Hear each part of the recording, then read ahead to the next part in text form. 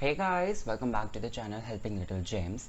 I am Pushpit and अगर आपने मेरे लास्ट 2 वीडियोस से कीप अप रखा है तो आपको पता होगा कि मैंने आपको लाइफ साइकिल का एक जनरल इंट्रोडक्शन दिया है और मैंने आपको ये भी बता दिया है कि प्लांट्स में जनरली हमको कैसी लाइफ साइकिल्स देखने को मिलती हैं।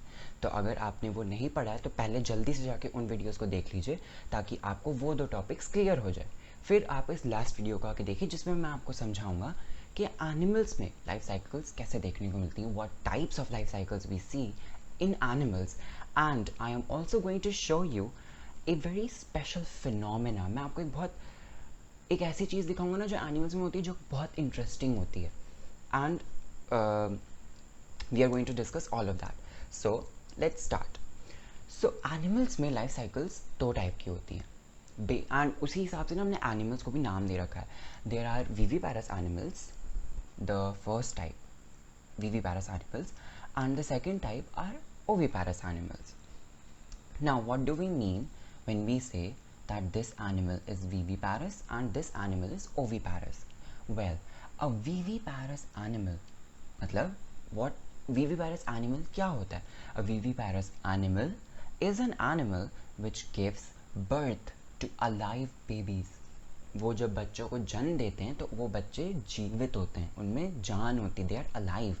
एग्जाम्पल आप लोग जानते हो, ह्यूमन, काव, डॉग, शार्क, बहुत टाइप के जानवर होते हैं, आप सब जानते हो, है ना। जनरली हम ये भी जानते हैं कि मैमल्स आर विविपेरस। मैमल्स मतलब आप जानते हो ना, मैमल्स ह्यूमन, काव, डॉग, ऐसे दे आर ऑल मैमल्स। तो दे आर विविपेरस मतलब वो अलाइव बेबीज़ को जन्म देते हैं। दूसरे जो होते हैं ओविपेरस एनिमल्स। ओविपेरस एनिमल्स का मतलब होता है वो अंडे देते हैं। These animals they lay eggs and the babies they hatch out of the eggs. तो मतलब बेबीज एग्स में डेवलप होते हैं मदर के बाहर और फिर वो एग हैच होता है और उसमें से अलाइव बेबीज निकलते हैं। ओके, एग्जाम्पल हम सभी जानते हैं, बर्ड्स, सारी चिड़ियाँ अंडे देती हैं, सांप अंडे देते हैं, turtles they also give egg, duck billed platypus is a unique example. मैंने अभी आपको क्या बताया कि वी नो दैट जनरली मतलब आम तौर पे मैमल्स विविपेरस होते हैं, but duck billed platypus it is a mammal, it is a mammal but it Lay's eggs. मतलब ये वो एक ऐसा मैमल है जो अंडे देता है, वो अलाइव बेबीज़ को नहीं जन्म देता है। So that is one interesting thing that we see in animals. Now अब हम देखते हैं कि विविपेरस एनिमल्स में क्या होता है। विविपेरस एनिमल्स का मतलब क्या है? ऐसे जानवर जो जीवित बच्चों को जन्म देते हैं। Viviparous animals are animals who give birth to alive babies. अब जैसे मैंने यहाँ एग्जांपल आपके लिए लगा रखा है, बहुत अच्छा एग्जांपल है, आप सभी जानते हो, है ना, डॉग्स। तो इसमें क्या होता है, पहले एक पपी होता है ना। पपी धीरे धीरे डेवलप होता है, अपनी एडोलेसेंस से गुजरते हैं। ये भी एक स्टेज है जो आप बाद में पढ़ोगे क्या होता है। मतलब बेसिकली जैसे हम जा रहे हैं ना, टीनेजर कहते हैं जिनको हम, दैट इज़ एडोलेसेंस। और फिर उसके बाद वो बड़ा हो जाता है, तब हम उसको क्या कहते हैं, एडल्ट। अब एडल्ट में क्या होता है, जो मम्मी होती है, जो मदर होती है, फीमेल्स होती हैं, वो बेबीज़ को जन्म देती हैं, वो और पपीज़ को जन्म देती हैं, और फिर बाद में वो यही लाइफ साइकिल फॉलो करते हैं, है ना। और अभी तक अगर आपने कीप अप रखा है तो आपने ये भी देखा होगा कि इन सारी लाइफ साइकिल्स में बर्थ, लिविंग, डेथ, जो मैंने 3 स्टेजेस आपको समझाए थे, वो कॉमन है ना। अब विविपेरस में बात क्या आती है, जब बेबीज बॉर्न होते हैं, है ना, तो वो फुल्ली डेवलप हैं या नहीं, ये डिफरेंस आता है। अब जैसे ह्यूमन जब होता है, इंसान जब उनके बच्चे होते हैं तो वो फुल्ली डेवलप्ड होते हैं, है ना, उनकी आँख, नाक, कान सब डेवलप्ड होता है। वो अब लिविंग स्टेज फिर शुरू कर देते हैं जिसमें वो ग्रो होते हैं और फिर वो अपनी बाकी की लाइफ साइकिल कंप्लीट करते हैं। कुछ जानवर ऐसे होते हैं जो इनकम्प्लीटली डेवलप्ड बेबीज़ को जन्म देते हैं। And what do we mean by incompletely developed?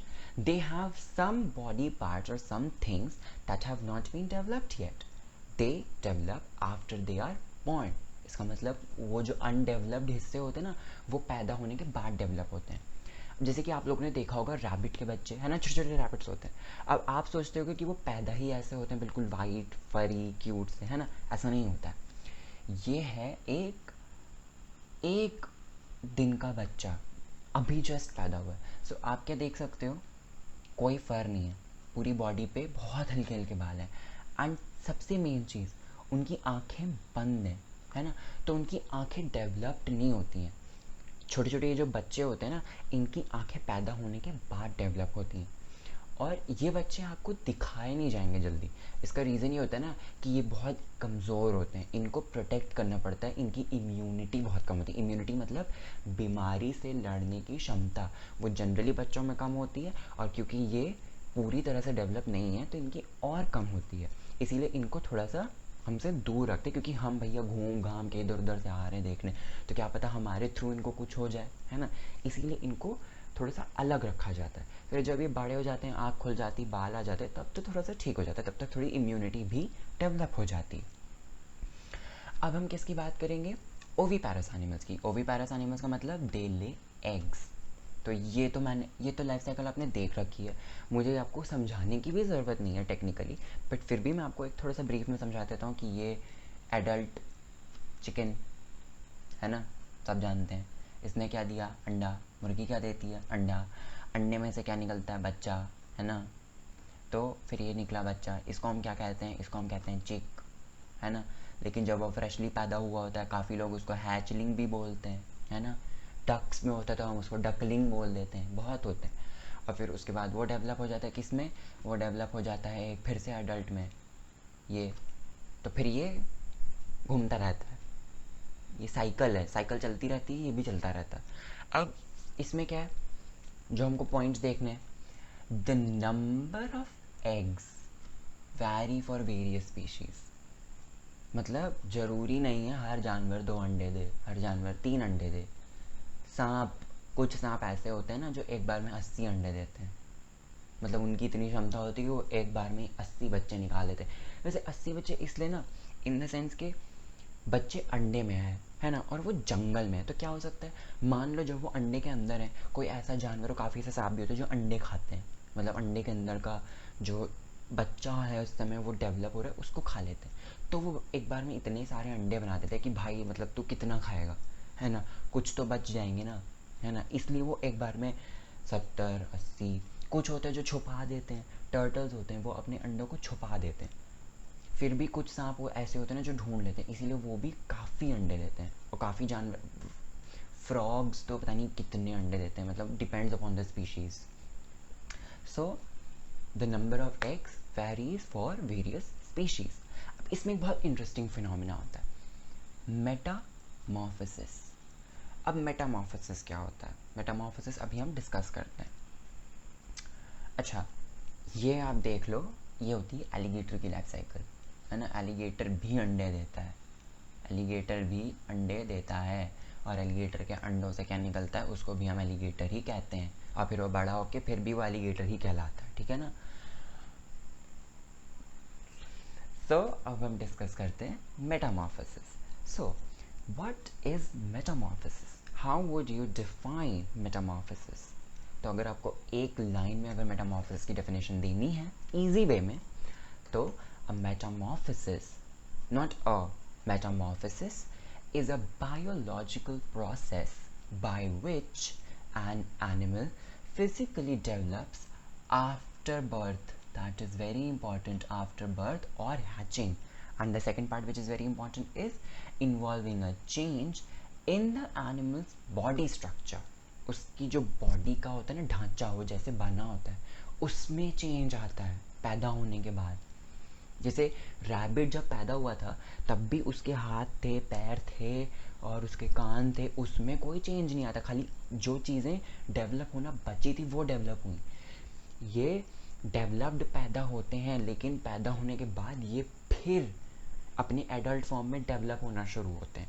मतलब बेबी अंडर डेवलप नहीं है, बेबी और एडल्ट दोनों बहुत अलग होते हैं। तो उसके लिए उनको सेकेंडरी डेवलपमेंट करना पड़ता है। सेकेंडरी डेवलपमेंट मतलब दूसरी बार डेवलपमेंट। और इसमें लास्ट पॉइंट क्या है? Through cell growth and differentiation.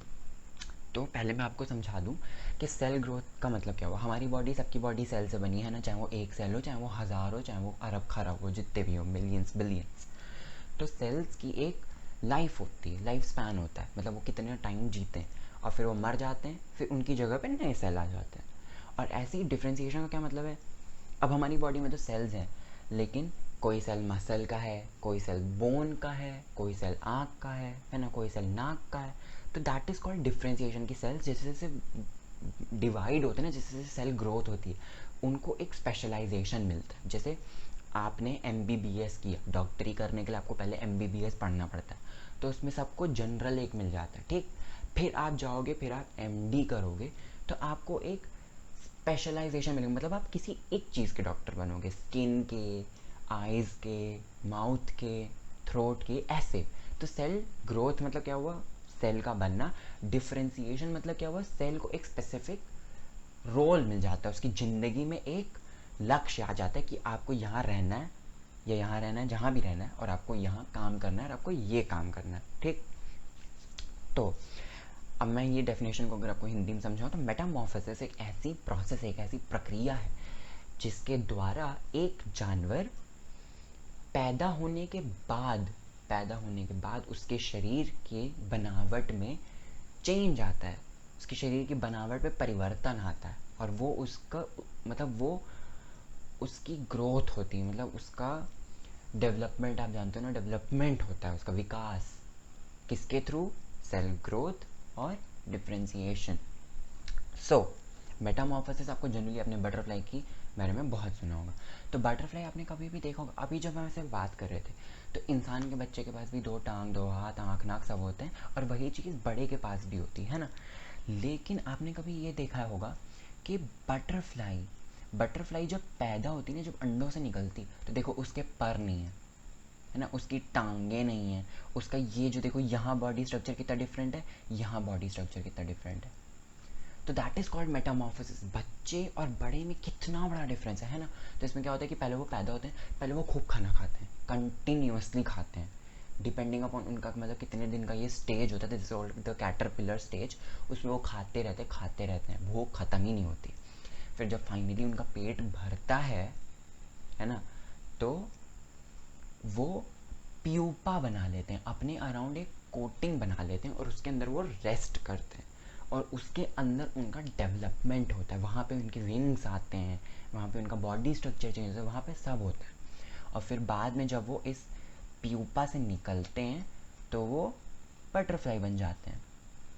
आपने जितने भी लोगों ने रामायण के बारे में सुना होगा, लॉर्ड राम की स्टोरी, तो उसमें आप जानते होंगे कुंभकर्ण के बारे में, है ना। He used to sleep for months, then he used to wake up just like him.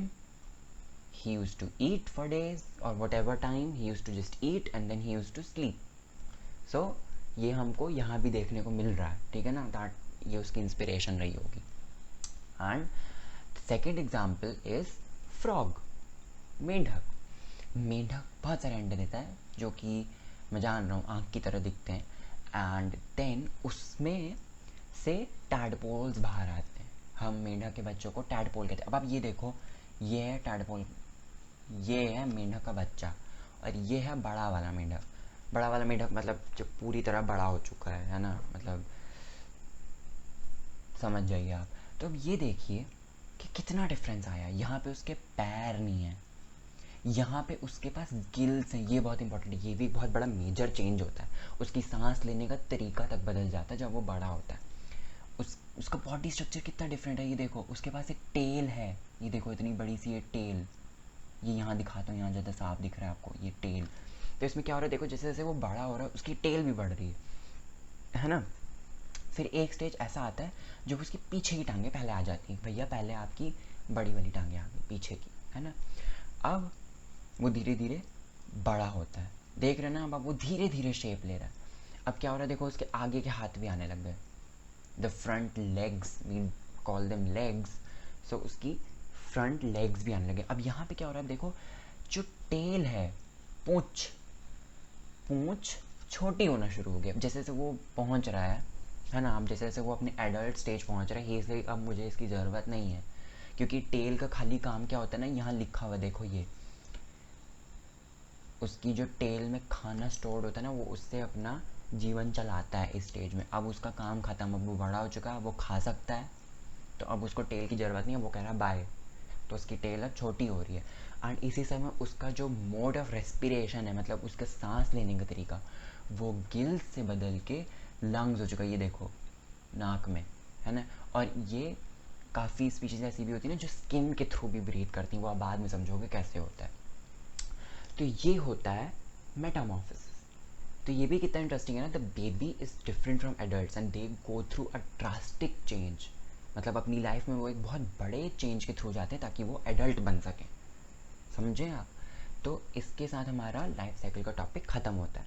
I hope आपने ये चैप्टर इन्जॉय किया होगा।